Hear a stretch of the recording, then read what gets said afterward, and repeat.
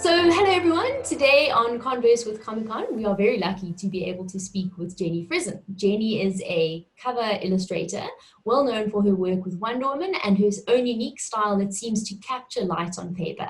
Jenny, welcome to Converse with Comic-Con, and thank you so much for joining us. Thank you guys so much for having me. So I'm super excited to announce that you are the illustrator of our Comic-Con Africa 2020 poster. So would you perhaps talk us through the design process? So when I was designing the poster, I was talking to Patrick, and he specifically asked for Wonder Woman because it was sort of supposed to coincide with the Wonder Woman 1984 movie. And so I knew I wanted it to be just like a really iconic, powerful, sort of graceful Wonder Woman image. I knew I wanted the background to be very plain so that the focus would be on the character and there would be plenty of room for whatever copy that the convention needed to put on it. And I knew that I wanted the colors to be sort of subtle because I wanted all the focus to be on her really bright metal pieces and the glow of her lasso, basically. And that was my whole purpose. You absolutely captured that light incredibly well in the poster. It almost like blinds you when you look at it. So you've mentioned before that you have a special relationship with Wonder Woman because she partly inspired you to become a comic illustrator. So can you tell us about that memory? Yeah, so I've had a love of Wonder Woman since I was a child. I will say she is the character that I responded to most growing up, even before I was even reading comics, just in storybooks and just her image. I knew that I liked the concept of comics because I loved Wonder Woman. When I was in high school, was when Adam Hughes started doing the covers for Wonder Woman. And I'd read comic books before, but I'd never picked up a comic in a store besides at the grocery store or whatever. And I found his first and second issues on the spinner rack at the airport, actually. And I'd never seen art like that on a comic book before. And I remember just picking it up and being so overwhelmed. Then I bought it and I took it to my parents. I was like, I'm going to do this when I grow up. And they were like, okay, that's cool. Sure, whatever. But I did. I was so inspired by just the grace that he portrayed, both in his colors and in his line work, and in her beauty and her strength and her sort of vulnerability.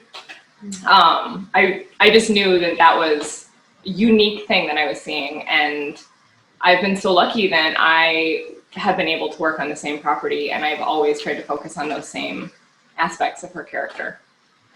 That's absolutely awesome. And I know you initially sort of started with a lot of Red Sonja work, but Wonder Woman has become one of the biggest influences on your career. Is that fair to say?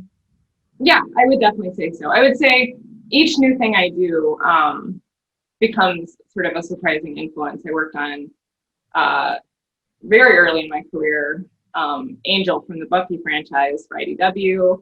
After that, I worked on, I'm not really sure in what order, but I worked on Revival, which was an Image comic, which was very horror, but sort of like a creepy, beautiful horror. Nice. I worked on Red Sonja, which of course was fierce, and she's the she-devil with the sword. I worked on Vampirella, which was sexy and sad. And I feel like each one of those new characters that I draw, for me, it's really about finding out what their emotion is and sort of trying to portray that emotion. Yeah. I feel like that really comes through in your work, absolutely, when you describe it this way. So you went to the CONverse School of Art, but you decided to leave storytelling illustration behind. Was it a natural leap for you to become exclusively a cover artist, or did you feel some reticence kind of leaving that behind? Well, so I got my degree here in the States from a state school in illustration. And that program was sort of all over the board. It was editorial. You focus on whatever you wanted, but it could have been editorial. It could have been book covers, which is what I focus on. It could have been medical illustration. We didn't really have any focus on comics. I mean, you could if you wanted to, but none of the teachers had any experience in that. But so I sort of picked book cover illustration as my focus, specifically because I wanted to tell stories. And the stories that I loved were comic books. So I went to the CONverse school after because I kind of always thought comics was a pipe dream. And that was the school that you went to if you wanted a career in comics at the time.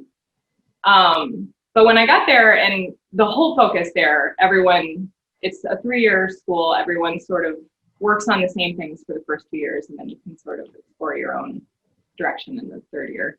I only went for the first 2 years, and I just really felt like all of the classes on sequential art weren't for me. Like I found the projects that I enjoyed the most were if we had to do a pinup or something like that. And so I went home and kind of worked on my portfolio to be able to take it to conventions. And that was where I realized that what I wanted to do was covers. And I kind of thought I would have to do the interiors to be able to do the covers. Okay. And just got really lucky and worked really hard and happened to find my way into one job, basically, that offered me a cover. And then from that, another job, and that job led to 2 more jobs. And I just found that, and I always say this, I think that sequential art and cover art are all of the same elements, just in different percentages. And with sequential art, the most important thing is telling a story. And that's not the most important thing for a cover. For a cover, it's just having a really sort of affecting image. And that was what I liked, was doing something that I thought just really would make a person like me respond to one book in a sea of books on a shelf in a comic book store. It's crazy to think that you thought comics were a pipe dream when you look back at how illustrious your career has been.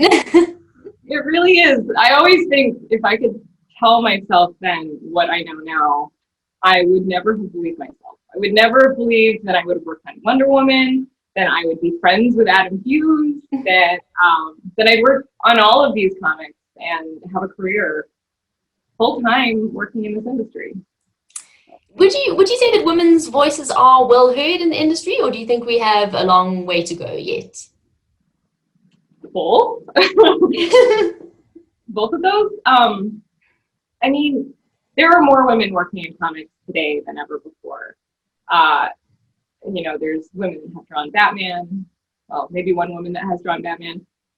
There are women with their own extremely popular space opera image books. There are women writing characters that have always specifically been for men. And there are women writing stories, I think, that speak to other women and sort of not the average reader, that are making the comic industry so much more full and flushed out than it ever has been. But there's still less women than there are men. And I think we still have a long way to go, not just women, but women of color, specifically trans women. I think that there's a lot of different stories to be told that haven't been told yet. And I think that what really makes comics amazing is that it is a unique way to tell a story, and it doesn't matter what the story is. Mm. And I hope that that there is more diversity coming, because I want to read all different kinds of stories, and I don't think that there can't still be that same kind of story. I think comics should still be fun. I think that some of my favorite characters are sexy. I think that there's still a place for that. I want to see what else is out there. And I hope that all of the people who haven't told their stories yet get to tell their stories. Absolutely. I mean, that's definitely a hope that I hold to. And you have touched on your love of horror. And I just wanted to ask you about that, because it's I've seen a lot of work that you've done with horror, and I wonder if do you have a lot of chance to work on horror these days?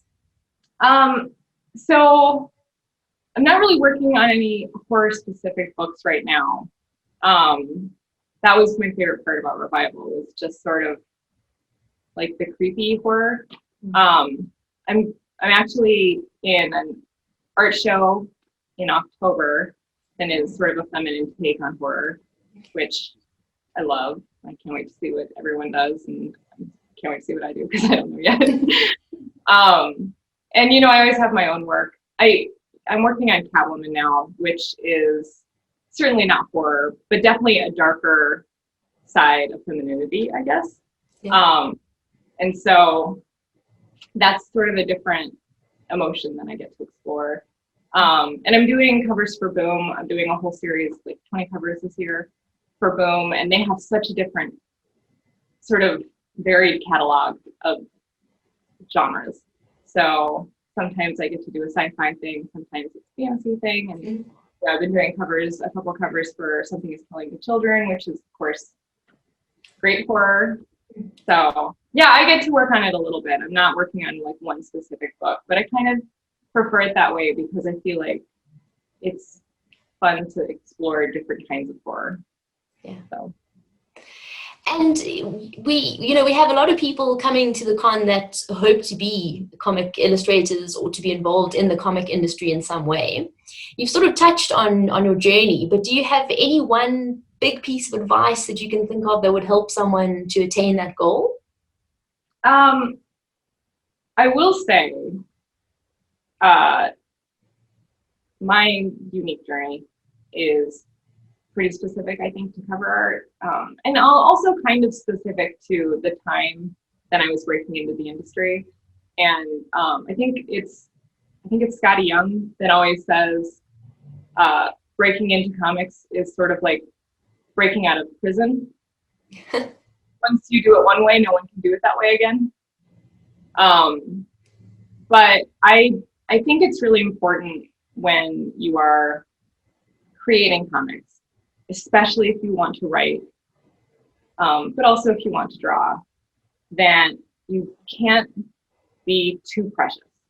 If you have like one story you want to tell, then just work on that one story, and it is a labor of love, and figure out how to make that the best story it can be. But if you just want to write comics, you can't be too precious with your ideas. You have to, I mean, every interview is somebody telling you, give me an elevator pitch of like 5 ideas or something like that. So I think it is important to get it out there, not just hold on to it and want to create this thing and keep it to yourself.